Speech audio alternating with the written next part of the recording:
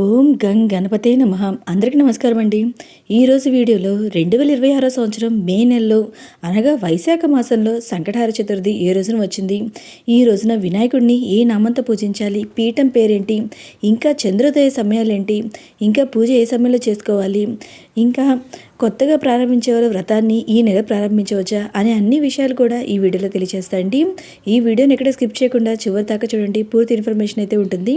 మానవులను కష్టాల నుండి గట్టెక్కించే వ్రతమే సంకటహర చతుర్థి వ్రతము. ప్రతి నెల కృష్ణపక్షం చతుర్థి నాడు ఈ సంకటహర చతుర్థి వ్రతాన్ని అయితే చేసుకుంటామండి.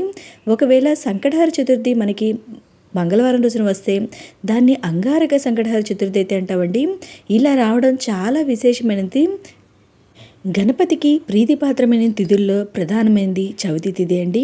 అయితే మనకి ఈ వైశాఖ మాసంలో ఈ సంకటహర చతుర్థి ఎప్పుడు వచ్చిందో, అంటే మే నెలలో ఎప్పుడు వచ్చిందో ఇప్పుడైతే తెలుసుకుందామండి. మనం ఒక సంకల్పం తీసుకొని 3 నెలలు కానివ్వండి, 5 నెలలు కానివ్వండి, 9 నెలలు కానివ్వండి, ఒక సంకల్పం తీసుకొని స్వామివారికి ముడుపు కట్టుకొని ఈ వ్రతాన్ని కనుక ఆచరిస్తే అతి శీఘ్రంగా మనకున్న కోరికలన్నీ నెరవేరుతాయండి.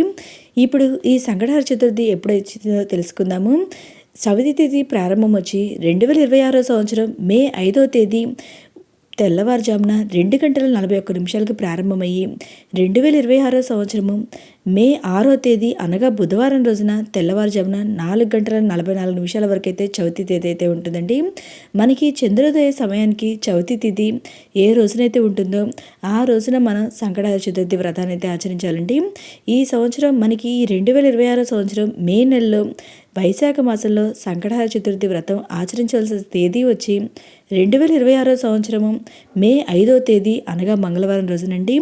మంగళవారం రావడం చాలా విశేషమైందండి సంకటహర చతుర్థి. దీన్ని అంగారక సంకటహర చతుర్థి అంటాము. ఇలా మంగళవారంతో కలిసి వస్తే చాలా మంచిదండి.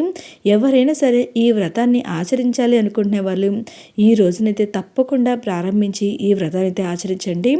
అయితే ఈరోజు చంద్రోదయ సమయం వచ్చి 9:59 వేరువేరు ప్రాంతాల్లో చంద్రోదయ సమయం వేరువేరు విధాలుగా ఉంటుంది. మీకు ఎవరికైనా చంద్రోదయ సమయం కావాలంటే నా కమెంట్ బాక్స్లో కమెంట్ పెట్టండి. నేను ప్రతి ఒక్కరికి రిప్లై ఇస్తాను. ఈ రోజున స్వామివారిని చాణక్య రాజా ఏకదంత గణపతి అనే నామంతో పూజించాలి. పీఠం పేరు వచ్చి శ్రీచక్ర పీఠము. ఓకే అండి. మీకు ఇంకా ఈ సంకటహర చతుర్థి వ్రతానికి సంబంధించి ఏమైనా సందేహాలు ఉంటే నా కమెంట్ బాక్స్లో కమెంట్ పెట్టండి. నేను ప్రతి ఒక్కరికి రిప్లై ఇస్తాను. మీకు ఈ వీడియో నచ్చినట్టయితే లైక్ చేయండి. మీ ఫ్రెండ్స్ అండ్ ఫ్యామిలీ మెంబర్కి షేర్ చేయండి. Thank you for watching.